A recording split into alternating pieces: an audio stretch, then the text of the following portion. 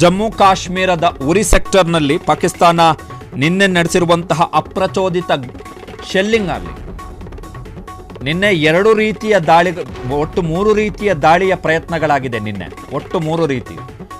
ಒಂದು, ಪಾಕಿಸ್ತಾನದ ಯುದ್ಧ ವಿಮಾನಗಳು ಮತ್ತು ಪಾಕಿಸ್ತಾನದ ಸೇನೆಗೆ ಸೇರಿದಂತಹ ಡ್ರೋನ್ಗಳು ಪಾಕಿಸ್ತಾನದವರು ಹಬ್ಬಿಸಿದ್ದಂತಹ ಸುಳ್ಳು ಸುದ್ದಿಯನ್ನು ಭಾರತ ಖಂಡ ತುಂಡವಾಗಿ ಇದು ಸುಳ್ಳು ಸುದ್ದಿ ಅಂತ ಹೇಳಿದೆ. ಪಾಕಿಸ್ತಾನದ ಎಲ್ಲ ಡ್ರೋನ್ ಮತ್ತು ಕ್ಷಿಪಣಿಗಳನ್ನು ಹೊಡೆದಿದ್ದೇವೆ ಅಂತೇಳಿ ಭಾರತ ಮಾಹಿತಿಯನ್ನು ಕೊಡ್ತಾ ಇದ್ದೇವೆ. ಅಂದರೆ ನಾವು ಸ್ಪಷ್ಟನೆಯನ್ನು ಕೊಡ್ತಾ ಇದ್ದೀವಿ. ಕಾರಣ ಅಂಥದ್ದೊಂದು ಸುಳ್ಳು ಸುದ್ದಿಯನ್ನು ಪಾಕಿಸ್ತಾನ ತನ್ನ ದೇಶದ ಒಳಗೆ ಹಬ್ಬಿಸಿತ್ತು. ಮಾಧ್ಯಮಗಳ ಮುಖಾಂತರ ಜೊತೆಗೆ ಸೋಷಿಯಲ್ ಮೀಡಿಯಾಗಳ ಮುಖಾಂತರ ಪಾಕಿಸ್ತಾನ ಹೇಳ್ಕೊಂಡಿತ್ತು, ಭಾರತದ 40ರಿಂದ 50 ಸೈನಿಕರನ್ನು ನಾವು ಕೊಂದಿದ್ದೀವಿ ಅಂತೇಳಿ ಪಾಕಿಸ್ತಾನದವರು ಸುಳ್ಳು ಹೇಳ್ತಾ ಇದ್ರು. ಜೊತೆಗೆ ಭಾರತದ ಸೇನಾ ನೆಲೆಯನ್ನು ಸ್ಫೋಟ ಮಾಡಿದ್ದಾಗಿ ಪಾಕಿಸ್ತಾನ ಹೇಳಿಕೊಂಡಿತ್ತು. ಆದರೆ ಆ ಎಲ್ಲ ಹೇಳಿಕೆಗಳನ್ನು ಭಾರತ ಸರ್ಕಾರ ಅಂದರೆ ನಾವು ಸ್ಪಷ್ಟವಾಗಿ ನಿರಾಕರಿಸಿದ್ದೀವಿ. ಕಾರಣ ಏನು ಅಂತ ಹೇಳಿದ್ರೆ ನಮಗೆ ಸತ್ಯ ಗೊತ್ತು ಏನಾಗಿದೆ ಅಂತೇಳಿ.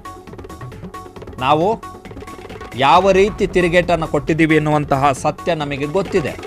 ಪಾಕಿಸ್ತಾನದ ಮಾಧ್ಯಮಗಳು ಅಲ್ಲಿನ ದೇಶದ ಒಳಗಡೆ ಸುಳ್ಳು ಹೇಳ್ಬೋದು, ಅಲ್ಲಿಯ ಜನರನ್ನು ಮೆಚ್ಚಿಸೋಕ್ಕೆ.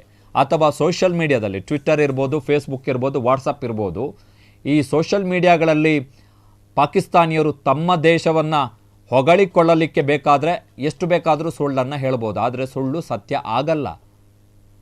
ಮೊನ್ನೆಯಿಂದ ಸುಳ್ಳು ಹಬ್ಬಿಸ್ತಾ ಇದ್ದಾರೆ ಪಾಕಿಸ್ತಾನದವರು.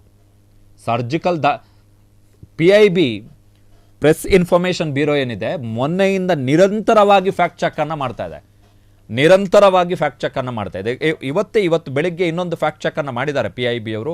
ಪಾಕಿಸ್ತಾನದವರು ಏನು ಹೇಳ್ಕೊಂಡಿದ್ದಾರೆ ಅಂತ ಹೇಳಿದ್ರೆ, ಯಾವುದೋ ಒಂದು ದೇಶದಲ್ಲಿ ನಡೆದಂತಹ ದಾಳಿ ಅದರ ವಿಡಿಯೋವನ್ನು ತಗೊಂಡು ಇದು ನಾವು ಭಾರತದ ಮೇಲೆ ಮಾಡಿರುವಂತಹ ದಾಳಿ, ನಾವು ಮಾಡಿರುವಂತಹ ದಾಳಿಗೆ ಇಷ್ಟು ನಷ್ಟ ಆಗಿದೆ ಅಂತೇಳಿ ಪಾಕಿಸ್ತಾನದವರು ಸುಳ್ಳು ಹೇಳ್ಕೊಂಡು ತಿರುಗಾಡ್ತಾ ಇದ್ದಾರೆ ಪಾಕಿಸ್ತಾನದಲ್ಲಿ. ಅದರ ಫ್ಯಾಕ್ಟ್ ಚೆಕ್ಕನ್ನು ಕೂಡ PIB ಪ್ರೆಸ್ ಇನ್ಫಾರ್ಮೇಷನ್ ಬ್ಯೂರೋ ಏನಿದೆ ಅದು ಮಾಡಿರುವಂಥದ್ದು.